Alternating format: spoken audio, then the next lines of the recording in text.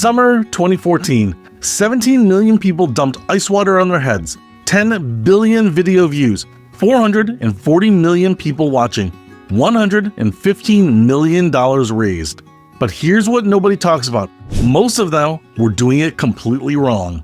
Today, we're uncovering the most successful failure in social media history, how a viral sensation raised massive awareness and money, while simultaneously proving that millions of people can participate in something without understanding what they're supposed to be doing.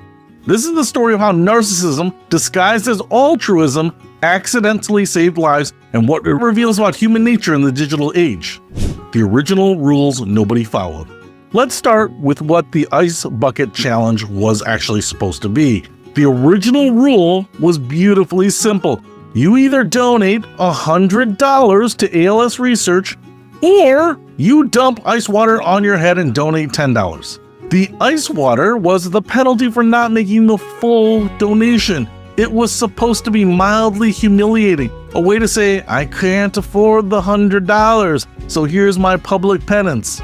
But somewhere in the viral wildfire of social media, that message got completely flipped. Instead of the ice water being the lesser option, it became the main event. People started doing both, dumping water and donating money, completely missing the point. Even worse, many people started doing just the water part, skipping the donation entirely. They turned a fundraising mechanism into a pure attention-seeking stunt. The numbers are shocking. In the UK, 1 in every 6 people participated in the challenge, but according to the Charities Aid Foundation, only 10% of the participants actually donated money. That means 90% of the people thought dumping water on themselves was the charitable act. In the US, the donation rate was higher, but still, the majority of participants never gave a dime to ALS research. The accidental origins. The Ice Bucket Challenge wasn't originally about ALS at all. It all started as a generic dare. Dump cold water on yourself and challenge friends to do the same for any charity. But 3 young men with ALS, Pete Frates, Pat Quinn, and Anthony Senerchia, saw an opportunity. They were facing a death sentence with no cure, minimal research funding, and almost no public awareness. ALS, or Lou Gehrig's disease, is brutal. Most patients die within 2 to 5 years of diagnosis. Only 10% survive more than a decade. It paralyzes you slowly while leaving your mind completely intact. You're trapped inside a failing body, fully aware of what's happening around you. Pete Frates was 27 when diagnosed. A former Boston College baseball captain, he had connections in the sports world. Pat Quinn was 30, diagnosed just 1 month after his birthday. Anthony Senerchia had been fighting the disease for over a decade. These weren't professional fundraisers or marketing experts. They were desperate young men who took a silly internet trend and tried to use it to save their own lives and the lives of others like them. What they couldn't have predicted was how the message would have gotten completely distorted. The psychology of viral narcissism. To understand how the Ice Bucket Challenge went viral for all the wrong reasons, you need to understand the psychology of social media in 2014.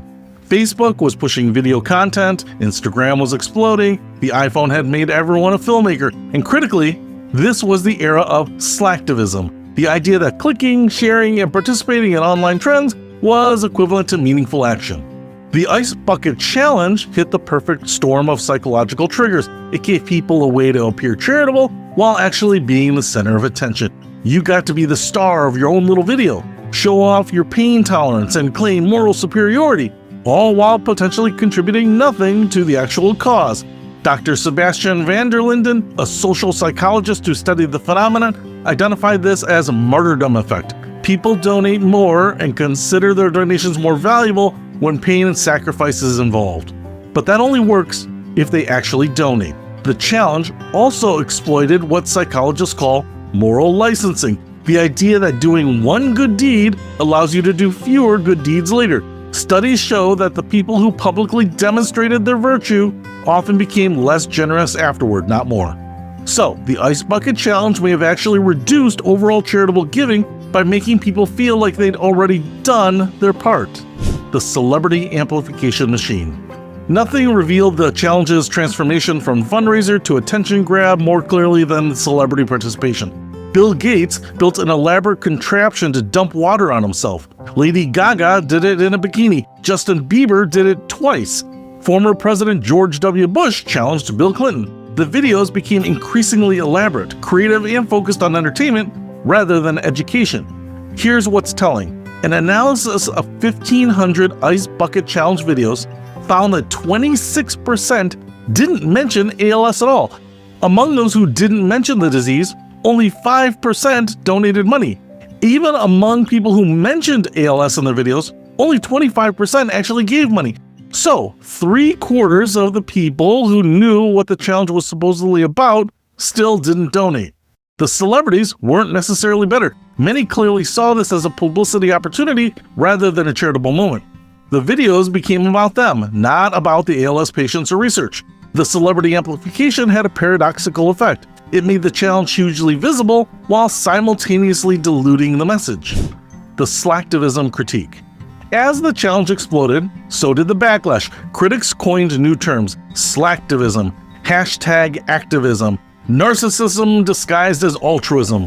Ariel Pardes wrote in Vice, "This is the crux of millennial #activism, where instead of actually doing something, you can just pretend like you're doing something by posting things all over your Facebook." The criticism was harsh, but often accurate. Many participants clearly cared more about their video's production value than about ALS research. Comment sections were filled with praise for people's creativity, not discussions of the disease. Some critics worried about cause displacement, where trendy causes suck attention and money away from more pressing but less viral issues. Why does everyone suddenly care about ALS, which affects about 16,000 Americans, while ignoring heart disease or cancer? Others pointed out that the challenge's viral nature might actually hurt long-term fundraising. Unlike campaigns like Movember, which builds ongoing identity and community, the Ice Bucket Challenge was a one-time spectacle that left no lasting engagement. As Vander Linden noted, when 1 billion people click on something, people no longer read it because they're interested in it. It becomes this superficial level of engagement. The accidental success. Here's where the story gets complicated. Despite being widely misunderstood and poorly executed, the Ice Bucket Challenge actually worked. The ALS Association raised $115 million in just 6 weeks, a 3,500% increase over their typical annual fundraising. Worldwide, the campaign raised over $220 million for ALS research. That money had real impact. It funded 322 research grants to 237 different scientists. It led to the discovery of new ALS genes, including NEK1. It helped to develop new treatments, 2 new FDA-approved drugs since 2014, compared to just 1 in the previous decade. The number of ALS treatment centers nearly doubled from 100 to 226. Research collaborations increased dramatically. Scientific output from ALS researchers increased by 20%. More importantly, it gave hope to families facing ALS diagnoses. For the first time in decades, there was serious money, serious research, and serious progress against a disease that had largely been ignored. So even though most participants completely missed the point, their collective misunderstanding accidentally achieved something remarkable: the moral licensing effect. But the critics weren't entirely wrong about the psychological effects of the challenge. Studies on moral licensing show that when people perform one virtuous act, especially publicly, they often become less virtuous afterwards. It's as if they spent their moral currency and now feel entitled to be a little selfish. William McCaskill, a philosopher who studies effective altruism, calculated that if 50% of the Ice Bucket Challenge donations would have been given to other charities anyway, and if ALS research was less effective than other charitable uses, the campaign could have actually reduced net good in the world. The UK study found that while the challenge temporarily increased charitable giving and volunteering, most effects disappeared within a year. People went back to their previous giving levels once the viral moment passed. This supports the slacktivism critique. Viral campaigns may actually discourage sustained charitable engagement by making people feel like they've already done enough. The exception was light donors. People who normally gave small amounts continued to give even after the challenge ended. But these were a minority of participants. The attention economy truth. The Ice Bucket Challenge revealed an uncomfortable truth about the modern attention economy. People will participate in causes that make them look good, regardless of whether they understand or support those causes. The challenge succeeded precisely because it wasn't really about ALS. It was about creating shareable content, getting likes and comments, and participating in a cultural moment. Consider the mechanics. You got to be the star of a dramatic video. You got to demonstrate pain tolerance. You got to publicly nominate friends, creating social pressure and drama. You got to appear charitable without necessarily being charitable. It was perfectly designed for the social media attention economy where visibility matters more than substance. The most shared videos weren't the most educational or the most generous. They were the most entertaining. People shared content that made them laugh, not content that made them think about ALS. This explains why 26% of videos didn't mention the disease at all. For many participants, ALS was just an excuse for the real goal, creating viral content. The 3 types of participants. Analyzing thousands of Ice Bucket Challenge videos reveals 3 distinct types of participants, each with different motivations and levels of understanding. Category 1, the true believers, approximately 25%. These people understood the cause, mentioned ALS in the videos, explained what the disease was, and actually donated money. They used the viral moment to educate others and raise funds. Category number 2, the social participants, about half. These people knew about ALS, but were mainly participating because friends challenged them. They mentioned the disease briefly, but focused on the fun aspect. Some donated, some didn't. Category number 3, the attention seekers, about 25%. These people either didn't mention ALS at all or treated it as an afterthought. They were purely focused on creating entertaining content, getting views, and being part of a trend. The tragedy is that Category 3 participants who contributed nothing to ALS research often got the most attention and shares, encouraging more people to participate for the wrong reasons. The challenge's spread internationally revealed even more confusion about its purpose. In many countries, people participated without any knowledge of ALS at all. They saw Americans dumping water on themselves and copied the behavior without understanding the context. Social media algorithms amplified this confusion.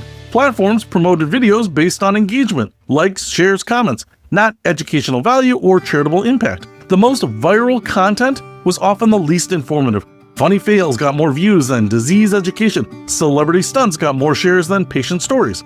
This created a feedback loop where participants learned to prioritize entertainment over education, viral potential over charitable impact. The challenge became a global game of telephone where the original message got increasingly distorted with each repetition. The real heroes.